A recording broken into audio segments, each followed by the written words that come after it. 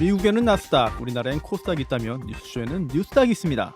뉴스쇼 증권시장 뉴스닥, 국민의힘 전 비전 전략실장이죠. 김근식 교수, 그리고 민주연구원 부원장 현근택 변호사 모셨습니다. 두근 브라더스 안녕하십니까? 안녕하세요. 네, 안녕하세요. 네, 두근 브라더스 이거 그 별칭은 좀 마음에 드십니까? 예, 뭐 근근해서 두근 브라더스입니다. 네, 두 분 여름 휴가는 다녀오셨어요? 바쁘셔서 못 가셨죠? 아니 저는 지난주 다녔어요. 말에 그냥 뭐 시내 호캉스에서 좀 쉬다 왔습니다. 아유, 네. 예, 잘 다녀오셨네요. 저는 휴가도 따로 없고 그래서 고향 가서 어머님 뵙고 어제 올라왔어요. 아, 네. 예. 둘 다 바쁘신 와중에 그래도 네. 최소한의 휴식은 취하신 것 같습니다. 자, 근데 휴가에서 복귀하는 분이 한 분 또 계십니다. 바로 이재명 민주당 대표인데요. 좀 어깨가 좀 무거울 것 같아요. 왜냐하면 지난주에 또 김은경 혁신위원장의 이른바 노인 비하성 발언 후폭풍이 계속되고 있고요. 결국 혁신위 해체와 김 위원장 사퇴를 요구하는 목소리도 있습니다. 자, 어떻게 이 상황을 수습할 것인가? 혹시 이재명 대표가 직접 사과할 수도 있을까? 뭐 이런 얘기도 나오는데요. 어떻게 보십니까? 이게 뭐 혁신위가 오히려 이제 이상한 방향으로 가고 있어요. 원래 혁신위라는 게 아시겠지만 이 당이 혁신안을 내놓으면 그거에 대해서 뭐 찬반 논쟁이 막 이루어지고 그거에 대해서 뭐 찬성 반대되면서 이제 어찌 보면 밀고 가서 혁신안을 관철하는 게 이제 혁신위의 가장 큰 목표고 혁신위가 할 일인데 네. 지금 보면 이제 개인적인 이제 발언, 뭐 노인 비하 발언이나 또 뭐 가족 문제까지 막 얘기 나오면서 이 네. 배가 산으로 가고 있거든요. 산으로 그래서 간다. 예, 제가 보기엔 또 혁신위가 애초부터 사실은 당장 현안에 대한 얘기는 굳이 할 필요가 없어요. 당내에서도 현안에 대해서. 왜냐하면 혁신안을 제시하고 혁신위라는 게 혁신안을 제시하고 그거에 대한 찬반을 이제 예. 논쟁을 이끌어 가야 되는데 이제 그렇게 못 간 게 제가 보기엔 굉장히 이제 아쉽고 처음부터 좀 그런 방향을 잡았어야 되는 게 아닌가 싶어서 뭐 그렇습니다만 이제 그 논쟁은 이제 굳이 할 필요는 없는 것 같고 이제 어찌 마무리 수순이거든요. 어떻게 마무리해야 되느냐 문제인데 예. 지금 말로는 지금 8월 말이나 9월 초로 잡고 있고 아마 이거는 뭐 당초 예상 수순이 정기국회에 들어가면 이 논란이 어렵거든요. 정기국회 전에 끝내는 게 목표인 것 같은데 지금이라도 저는 이 혁신안들을 좀 제시를 해야 된다. 그래서 굳이 현안이라든지 개인 사적인 발언보다는 혁신안을 제시하고 그거에 대해서 좀 논쟁이 되는 게 좋습니다. 오히려 논쟁이 안 되는 게 안 좋은데 논쟁이 돼서 그 부분들을 좀 당내에서 어떻게 관철할 건가 이 방향으로 가는 게 맞다고 보고 있습니다. 네, 김근식 교수님은 어떻게 보세요? 저도 이제 혁신위는 이미 배가 산으로 갔다고 정확히 진단을 해주셔서 정확한 진단인가요? 예, 네. 그렇죠. 뭐 이제는 뭐 효력이 없죠. 그러니까 산으로 가는 배는 뭐 그 배라고 할 수 있겠습니까? 배가 아니다. 그렇죠. 그러면 끌어내리든지 오, 저는 오늘 만약에 이재명 대표가 복귀를 하면 네네. 그동안 이 노인 비하 발언 때도 침묵을 지키셨는데 예, 오늘 복귀를 하면 근데 휴가라는 이유로 그래도 침묵을 지킨 거 아니었어요? 네. 그럼 휴가가 끝났으니까 복귀하시면 저는 이 부분에 대해서 분명히 이재명 대표의 입장에 나와야 되고 저는 그 입장에 제가 만약에 주문을 한다면 혁신에 대해서는 저는 이재명 대표 스스로 결자 해지 차원에서 네. 정리를 해줄 필요 있다고 봅니다. 정리라고 하면 뭔가요? 그러니까 지금 현 변호사 말씀은 이제 남은 게 그래도 혁신안을 좀 하나 만들었으면 좋겠다. 그래서 논쟁에 붙였으면 좋겠다 그러는데요. 혁신안을 놓고도 그동안 있었던 구설수나 뭐 설화나 발언 잘못이나 뭐 이런 것들은 차치하더라도 그 혁신안을 놓고도 친명 쪽에서는 그 권리당원의 입김을 강화한다든지 대의원제도의 폐지 때문에 완화라든지 공천 누래 가는 걸 해주기를 원하고 비명계에서는 계속 지금 혁신위가 했던 것처럼 불체포 특권 포기라든지 꼼수 탈당 방지라든지 네. 지금 사법 리스크 대책 마련이라든지 이런 것들 해주길 바라거든요. 그러니까 네. 친명 비명이 혁신안에 대한 공론화시킬 그 아이템이나 이슈 자체도 서로 달라요. 그러면 저는 좀 얼마 안 남았지만 만약에 그런 안을 또 가지고 또 어디다 던져 놓으면 저는 친명 비명 사이에 또 끝없는 싸움이 벌어질 거라고 봐요. 그래서 저는 네. 이재명 대표가 결자지 차원에서 이제 효력도 없고 수명도 다 했고 배가 산으로 간 이상 결정을 해야 된다고 봅니다. 배가 산으로 가도 다시 이제 배는 바다로 가게 만들면 되는 거기 때문에 네. 예. 예전에는 뭐 저기 전쟁할 때는 배가 산으로 가서 성공한 경우도 있어요. 그러니까 그런 말은 아닌데 산으로 가는 해적 아닙니까? 아니니까 그건 아니고 해적 아니에요. 예전에 왜 저기 어디냐 저 어디 전쟁 있지 않습니까? 어디죠? 거기 저 까먹었는데 저기 있잖아요. 왜 저기 저 어쨌든 그건 중요한 네. 얘기는 아닌데 네. 사실은 제가 보기에는 이제 혁신이 역할은 말씀하신 것처럼 혁신안을 해야 돼요. 그러니까 지금 뭐 친명이든 비명이든 그게 중요한 게 아니고 뭐 대의원제 폐지 문제가 아니라요. 이제 1인 1표제는 항상 나온 얘기고 공천율 얘기도 마찬가지고 지금 뭐 꼼수 탈당이나 사실은 처음에 혁신이 만든 게 그 돈봉투 사건이나 우리 코인 문제 때문에 나온 거였거든요. 이 문제에 대해서도 사실은 어느 정도 그러니까 이걸 특정하기보다는 앞으로 이런 일들에서는 어떻게 해야 된다는 얘기를 나와야 됩니다. 그래서 근데 그런 논쟁이 안 되고 있었어요 그동안. 그래서 아마 지금부터는 아마 좀 개인적인 발언보다는 혁신안을 제시하고 이럴 것 같은데 이 부분들은 제가 보기에는 해야 된다. 이걸 만약에 안 하면 혁신이 만든 이유가 없거든요. 혁신이 만든 이유를 다시 초심으로 좀 돌아가서 할 일을 하셔야 된다 이렇게 말씀드리고 싶습니다. 네, 혁신이 얘기 관련해서 좀 먼저 짚어봤고요. 자, 사실 오늘 본격적인 얘기는 이거 키워드 확인하고 시작되는 거거든요. 예, 예. 네, 자, 두 분의 상한가, 하한가 키워드부터 확인하겠습니다. 네, 김 교수님. 예, 윤관석 의원 구속 그리고 동봉투 의원들 소환 그리고 이재명 소환. 파국의 민주당인가 하한가 잡았습니다. 네, 파국의 민주당인가 하한가 잡았고요. 네, 현근택 변호사님. 저는 뭐 이 잼버리 이슈가 지난주에 계속 뜨거웠는데 아직 끝나지는 않았습니다만 이게 아마 이제 전 정부 탓을 하면서 좌초이기 잼버리 또 전 정부 탓인가 하한가로 잡았습니다. 네, 잼버리 얘기를 잡아오신 현근택 변호사님. 자, 먼저 김근식 교수님의 키워드부터 한번 가보죠. 자, 파국의 민주당 얘기하시면서 윤관석 의원 구속, 돈봉투 의혹의 의원들 또 이재명 대표까지 언급을 하셨습니다. 네. 자, 이 키워드 골라온 이유부터 한번 듣죠. 올여름 폭염으로 뜨겁습니다만 민주당은 지금 더 뜨거울 것 같습니다. 더 뜨겁다. 지난 주말에 윤관석 의원은 이제 드디어 구속이 됐고요. 네. 그리고 뭐 한 언론에서 공개를 했습니다만 19명의 의원 이름이 지금 그 특정이 됐다는 것이고요. 그러면 당연히 구속이 된 윤관석 의원 이후 그 사건의 수수는 네. 그 돈봉투를 받은 것으로 특정된 분들 소환을 할 수밖에 없습니다. 줄 소환이 되겠죠. 줄 소환. 그리고 이제 그 민주당 의원 19분이 줄 소환하면 그게 매일 뉴스가 나올 거고요. 계속 화면에 나올 거고. 그리고 이제 가장 정점을 찝는 것은 이제 8월 중순 이후든 이전이든 그 이재명 대표에 대한 추가 소환이 지금 예정돼 있는 거 아니겠습니까? 네. 백현동 비리하고 쌍방울 대북송 관련해서. 그래서 저는 8월 달이 뭐 폭염으로 더운 달이기도 합니다만 민주당으로서는 생사 기로에 서 있는 저는 가장 뜨거운 달이 아닐까. 그래서 지금까지 민주당이 위기라는 것은 뭐 다 사람들이 그 동의를 합니다만 이런 정도의 사법 리스크의 줄 구속, 줄 소환 사태라면 저는 파국으로 갈 수도 있지 않나 생각을 해봅니다. 생사기로라는 표현까지 쓰셨습니다. 네, 현 변호사님 어떻게 보십니까? 그 아까 저 배가 산으로 간 얘기 잠깐 하면 15세기에 그 이슬람군이 콘스탄티노플 점령할 때 배가 산으로 갔다가 다시 바다로 왔어요. 그래서 이제 점령에 성공했다. 이제 그건 이제 잠깐 까먹어서 한 얘기고. 지금 이게 사실은 돈봉투 사건은 이게 워낙 이제 뭐 오래된 사건이고 이제 수사한지도 몇 달 됐거든요. 그래서 이미 이제 뭐 20명 명단은 어느 정도 물론 이제 약간 찌라시 형태로 돌았습니다만 나올 것으로 봤고, 근데 이제 걱정되는 건 이런 거죠. 그러니까 이게 지금 말씀하신 것처럼 이제 한 번에 다 소환해가지고 다 조사하면 모르겠는데 지금처럼 언론에 10명씩 나오고 그 다음에 이제 지금 19명이라는 거니까 9명 더 나오겠죠. 이런 상황을 근데 지금 수사를 저는 이게 몇 달째 하고 있어요. 계속 녹취록 나오고 계속 두고 봤는데 그동안에도 계속 나왔던 건데 왜 지금 하는가? 그러니까 결국은 아마 회기 아닐 때 아마 영장 청구를 하려고 했던 게 아닌가 이런 생각이 들고요. 왜냐하면 지금 비회기 중이니까. 네. 물론 이제 뭐 이성만 의원보다는 아마 윤관석 의원이 조금 더 혐의가 중하고 이렇게 봐서 물론 이제 구속된 이유는 뭐 증거 인멸 여부로 봤지만 이제 관여 정도가 윤관석 의원이 조금 더 크니까 실제로 뭐 돈을 나눠주고 받고 이런 상황이 있었지 않았냐 해서 이제 구속한 것 같은데.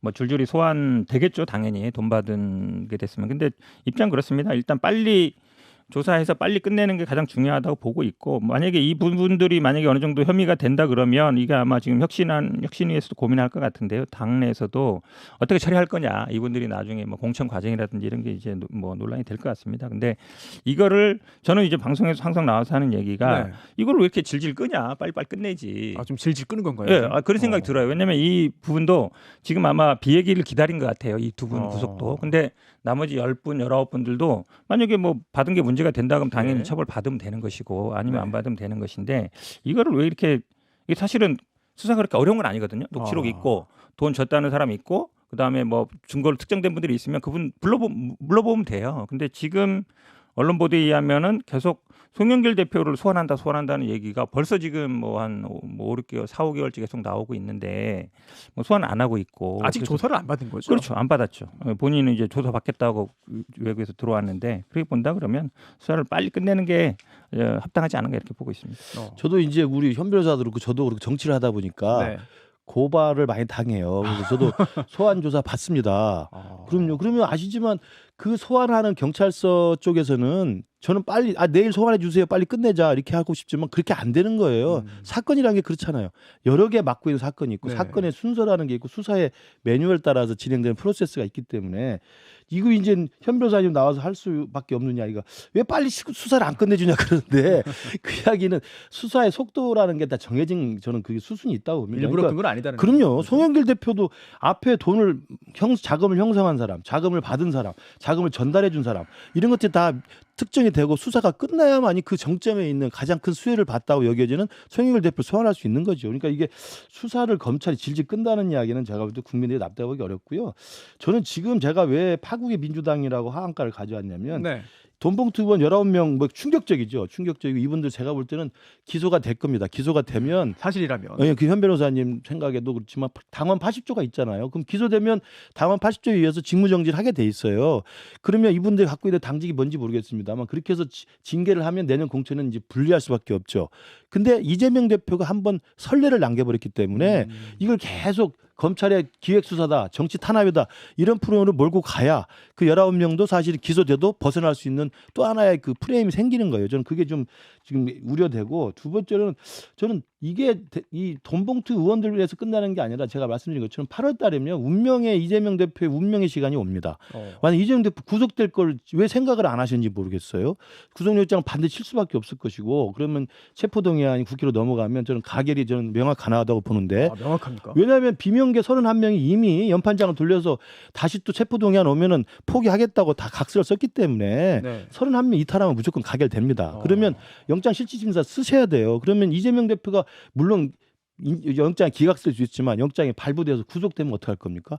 지금 혁신위에서는 다른 걸 고민할 게 아니라 지금 째깍째깍 임박해오고 있는 이재명 대표의 구속 상황에 대한 당의 혁신안을 친명이든 비명이든 고민할 때가 됐다. 왜 위기감이 없는지 모르겠어요, 저는. 자, 위기감이 없다라는 말씀하셨습니다. 아니 어때요? 당연히 위기감이 있죠. 지금 말씀하신 것처럼 뭐 이재명 대표에 대한 뭐 구속영장 청구도 어느 정도 지금 가시권에 들어왔는데 지금 이재명 대표가 어쨌든 본인은 뭐 포기하겠다라고 했기 때문에 제가 보기에는 뭐 법원에는 출석해서 심리를 받을 걸로 보고 있고요. 그건 아마 근데 지금은 이제 상황이 당초는 뭐 쌍방울 사건을 소환하지 않겠냐 그랬는데 쌍방울 사건은 뭐 사실은 뭐 증거가 별로 없어요. 물증은 진술밖에 없어서 제가 보기엔 이제 백현동 사건으로 지금 한다고 검찰이 공식적으로 밝혔다는 거 아닙니까? 뭐 그 네. 시기는 뭐 문제가 될지 모르지만 어쨌든 8월은 넘어갈 걸로 지금 보고 있으니까 9월에 많이 된다 그러면 뭐 투표를 할지 아니면 중간에 뭐 휴회를 할지는 이제 상황 판단할 것 같고요. 뭐 피하지는 않을 것 같습니다. 근데 이제 이 사건하고 저는 아마 이 돈봉투 사건은 좀 다르다. 그러니까 돈봉투 사건은 뭐 사실로 밝혀지면 누가 봐도 이게 사실은 뭐 기본적인 원인이 대의원들한테 오더를 내려달라 이거거든요. 결국은 뭐 저는 뭐 수백 번도 얘기했습니다만 대의원제 그러니까 1인 1표가 아니라 1인 60표 이상의 가치가 있는 상황에서는 벌어질 수밖에 없다. 그러니까 이게 어찌 보면 연결이 되는 겁니다. 대의원제 폐지라고 얘기하고 있지만 결국 1인 1표 지금 국민의힘이 그렇게 하고 있거든요. 이거를 마치 뭐 개딸들의 영향을 높인다 그러는데 사실은 당원들의 권리를 제대로 찾는 거예요. 그런 방향으로 보는 게 맞다고 보고 있고 네. 뭐 이거는 피할 수 없는 상황입니다. 민주당 입장에서는 이게 뭐 검찰이 칼자루를 들고 있고 그걸 휘두르는 상황에서 그 칼을 뭐 막든가 아니면 뭐 피하든가 상황인데 지금은 뭐 그럴 수 없는 상황이기 때문에 말씀처럼 뭐 그런 뭐 예를 들어서 최악의 상황 같은 것도 당내에서는 당연히 대비해야 된다 보고 있습니다. 지금 현 변호사님은 쌍방울 사건 관련해서는 증거가 없다, 진술만 있다라고 말씀하셨는데 물증이 없다는 얘기겠죠? 어떻습니까? 뭐 변호인 뭐 해임 문제 둘러싸고도 뭐 지난 재판 또 뭐 시끌시끌했잖아요. 내일 재판 아닙니까? 네. 이게 지난번 재판에서 이제 그 부인과의 이제 그 시끄러운 싸움 때문에 재판이 제대로 진행이 안 됐고 내일 이제 다시 그 재판이 열리고 거기에 이화영 전 부지사가 나오기 때문에 변호인은 그대로 지금 가고 있는 거고요. 그러니까 번복된 진술을 그대로 유지하는 입장으로 제가 알고 있어서 내일 아마 재판정에서 이화영 부지사가 진짜 검찰의 회유 압박으로 한 건지 아니면 본인의 진실의 문을 열어서 본인 스스로 임의적으로 자의에 의해서 진술을 한 건지 판명이 날 거라고 봅니다. 그러니까 이것도 피해갈 수 없는 날짜예요. 내일이면 이제 진실이 열리게 돼 있고요. 그러면 당연히 이화영 부지사의 진술밖에 그 증거가 없다고 그러는데 돈이 오고 간 뇌물 사건은 진술밖에 없어요. 다 아시잖아요. 진술 외에 무슨 증거가 있습니까? 그것들 뒷받침을 하는 이제 정황이나 증거는 이미 검찰에 다 잡고 있고 그래서 이다음 이재명 대표 소환과 구속영장 청구에 대해서 민주당은 제가 볼 때 그렇습니다. 우리 현근택 변호사님이 이제 말씀하기가 좀 그렇겠지만 지금 민주당의 각 그 의원들은 물밑에서는 지금 이재명 대표 구속 이후의 시나리오를 다 굉장히 셈법이 복잡하게 계산할 거예요. 벌써요? 예, 저는 폭풍 전야라고 생각합니다. 그렇게도 짐작하시고 계시고요. 피해갈 수 없는 거기 때문에. 그런데 현 변호사님, 네. 사실 내일 재판에서 이화영 전 부지사가 어떤 이야기 하는지 만약 이야기를 한다면 그 부분도 사실 민주당에 미치는 영향이 적진 않을 것 같거든요. 뭐 어느 정도 이제 예측은 되고 있는데 이게 내일 아마 재판에서 나와서 뭐 피고인 신문을 할지 아니면 증인으로 할지 아니면 네. 어떤 식으로 뭐 변호인이 할지는 아직 잘 모르겠습니다. 저도. 네네. 근데 저는 아마 이 변호인이 계속 하기는 쉽지 않은 상황 아닌가로 보고 있습니다. 왜 그러냐면 지난주에 어떤 보도가 있었냐면 이분들이 이제 변호인을 맡은 게 작년 10월인가 11월이었는데 올해 3월에 그 법인의 파트너 변호사가 쌍방울의 사회이사가 됐다 이런 보도가 있었어요. 그래요? 예. 예. 그러면 이제 이화영 부지사하고 김성태 쌍방울 예. 회장과는 굉장히 이제 모순되는 대립되는 관계에 있는데 이쪽을 변호하면서 상대방 그 쌍방울의 사회이사를 맡았다. 네. 그러면 이제 굉장히 이제 오해 소지할 수밖에 없고 일단 이화영 전 부지사는 뭐 그냥 간다고 했죠. 그냥 간다고 간다고 했지만, 했는데 네. 근데 이제 사실은 이 선임을 하거나 직접 뭐 이렇게 비용 지급은 이제 부인 통해서 했거든요. 네. 물론 뭐 선임 계약 도장 찍은 거는 나중에 이제 무인으로 받은 것 같은데 근데 또 이 법인에 있는 이 지금 재판하는 분이 또 이 뭐 약간 이제 수사를 받는 상황도 있어요. 이러다 보니까 이제 오해를 받는 건데 이렇게까지 하면서 굳이 변호를 해야 되는 이유를 저는 좀 이해하기 어려운데 물론 이제 뭐 이화영 부지사가 지금 굉장히 곤란한 상황이 있습니다. 왜냐하면 네. 굉장히 뭐 수사도 받고 있고 가족, 네. 부인, 뭐 아들, 뭐 주변 지인들 다 이제 수사 대상에 올라 있거든요. 그러다 네. 보니까 뭐 아시겠지만 이런 수사를 받고 있고 주변 사람들이 수사를 받거나 재판을 받기 이런 상황에서 진술하는 경우 더구나 또 올해 9월이면 아마 이제 12개월이 되거든요. 이제 구속 만기가 되면 결국은 옛날에 유동규도 비슷한 상황이었잖아요. 구속 만기 직전에 뭔가 이제 진술을 하고 뭐 플리바겐을 하는 거 아니냐. 이제 이런 논란이 있을 수 있어서 그런 의혹이. 네, 그렇죠. 저는 뭐 이화영 부지사의 진술이 어떻게 되든지 간에 이건 네. 뭐 큰 영향은 없을 거다 이렇게 보고 있습니다. 네, 자 이렇게 민주당의 어떤 그 여러 가지 위기를 가지고 오신 김근식 교수님의 하한가 함께 얘기해봤고요. 자 다음은 이제 현 변호사님이 가져온 키워드입니다. 좌초 위기 잼버리. 또 전 정부 탓이냐 이건데요. 자 이거 골라오신 이유가 있을 것 같습니다. 네네. 사실은 뭐 저도 기본적으로는 이게 이번 주말까지잖아요. 다 끝난 네. 상황이 아니고 이제 반환점 정도 돈 상황이기 때문에 이걸 뭐 누구 탓으로 하는 거는 적절치 않다고 봐요. 대회를 일단 잘 끝내는 게 중요하죠. 지금 네, 전 그렇죠. 세계 159개국에서 3만 명 이상의 청소년들이 와 있다는 거 아닙니까? 네. 물론 일부는 돌아가긴 했습니다만 그래도 남아있는 분들을 위해서 최선을 다해야 된다. 그리고 어쨌든 돌아갈 때 그래도 좋은 대회였다라는 평가를 받는 게 가장 중요하다고 봅니다. 그럼요. 네. 그게 가장 중요하다고 보는데 이제 문제는 이런 거죠. 이게 문제가 됐을 때 지금 대통령실에서 이게 문재인 정부에서 5년 동안 준비한 거다 이런 얘기가 나왔단 말이에요. 그다음에 지금 네. 국민의힘에서도 이거 뭐 전북도와 지금 예산을 어떻게 썼는지 확인해 봐야 된다 막 이러고 있고 더구나 엊그제 이제 무슨 이제 성희롱 관련 이제 문제가 됐을 때 신원식 의원이 이거 뭐 뒤에서 정치적인 배후가 있는 거 아니냐 이런 얘기까지 네. 하셨어요. 그러니까 이걸 마치 저는 뭐 이게 전 정부 탓이냐 현 정부 탓이냐 논하는 건 적절치 않다고 봅니다만 이거를 마치 문재인 정부라든지 아니면 뭐 민주당에서 뭔가 뭐 문제가 있는 것처럼 몰아가는 것 자체가 좀 문제가 있다. 사실 신원식 의원이 내년 총선을 겨냥한 계략이면은 이거 국민들에게 큰 잘못이다 이런 취지의 얘기를 좀 했습니다. 그러니까 이게 무슨 정치 선거와 뭐 관련이 있겠습니까? 이분들이 이유가 있어요. 그런 어떤 태국 그 지도자가 여성 그 샤워하는데 들어가서 그 문제 제기를 했는데 별 문제 아니다 이거 그냥 뭐 문화적인 차이 아니냐 이러니까 그거에 대해 화를 낸 거거든요. 적절한 조치를 취해달라. 가장 중요한 거는 분리해달라는 게 형사처벌은 나중에 문제지만 기본적으로 이런 문제가 나오면 분리를 하는 게 기본이거든요. 근데 계속 그분이 계속 다뤄다니고 그분은 또 그게 정신적인 스트레스 때문에 병원에 입원했다는 거 아닙니까? 그 정도 되는데도 경미한 조치고 문화적 차이다 이래버리면 안 되는 거예요. 그러니까 그 부분에 대해서 분명한 조치에 대해 항의한 건데 그거를 마치 정치적인 배우가 있는 것처럼 몰아가는 건 제가 보기에 뭐 적절하지 않은 것 같습니다. 저도 이게 지금 잼버리는 제일 중요한 게 성공적으로 빨리 마무리하는 게 중요해요. 12일까지이기 때문에 그렇죠. 더 이상 온열 환자 나오지 않고 이탈 대원들 나오지 않고 정말 세계 속에 한국의 잼버리가 성공했다는 평가를 받도록 저는 전 정부 탓, 뭐 현 정부 탓이 아니라 정치권이 힘을 모아서 도와주고 그 잘 성공적으로 개최를 마무리할 수 있도록 힘을 실어야 된다는 생각이 기본이고요. 네. 그러니까 만약에 우리 당에서 이게 뭐 문재인 정부 준비가 부실했다라고 이야기하면서 정쟁화시키는 것도 저는 바람직하지 않고 마찬가지로 민주당에서 이게 왜 현 정부가 이걸 제대로 대처를 못했느냐라고 또 계속 정쟁만 일삼는 것도 좀 바람직하지 않다고 봅니다. 문제는 여야가 머리를 맞대고 또 정부가 합심해서 이 잼버리 대회를 성공적으로 끝낼 수 있도록 힘을 실어주는 거고요. 네. 그러나 이제 그건 저는 이야기를 하고 싶어요. 네. 조직이라고 하는 게 이제 구성이 돼서 한 5년 정도 준비를 해와서 하는 건데 그다음에 이걸 실행해서 마무리까지 하는 게 조직위가 사실 주체입니다. 이 조직이라는 건 정부 기관일 거예요. 제가 볼 때 임시기관이죠. 예. 그 활동 기한을 정해놓고 정부 각 부처에서 필요한 분들을 파견받아서 아마 꾸린 그런 임시기관일 텐데 예전에 88 올림픽처럼 국가적으로 크게 관심 있는 것은 88 올림픽 조직위원회 같은 거 힘을 많이 실어줬죠. 네. 근데 이건 제가 볼 때 잼버리 대회라고 하면서 조직위를 만들었지만 공동위원장도 5명이고 그다음에 사무총장이 있지만 사무총장이 공동위원장 5명이면 5명 말 어떻게 되겠습니까? 네. 그렇지 않겠어요? 네. 그다음에 정부 차원 힘을 잘 안 실어준 거죠. 문재인 정부 때부터. 저는 그래서 조직위의 준비가 제대로 됐는가는 분명히 따져볼 필요 있다. 우리가 끝난 다음에도 네. 또 하나 예산 문제도 조직위 차원에서 예산을 다 이제 집행을 했을 텐데 이게 제대로 정말 나무 심는 거 그다음에 그늘막 만드는 거 폭염에 대비한 여러 가지 설비 시설 이런 것들에 대해서 철저하게 준비가 예산이 잘 쓰였는가에 대해서도 저는 조직위 차원에 대해서는 이 잼버리 대회가 끝나면 감사는 분명히 할 필요 있다고 생각을 합니다.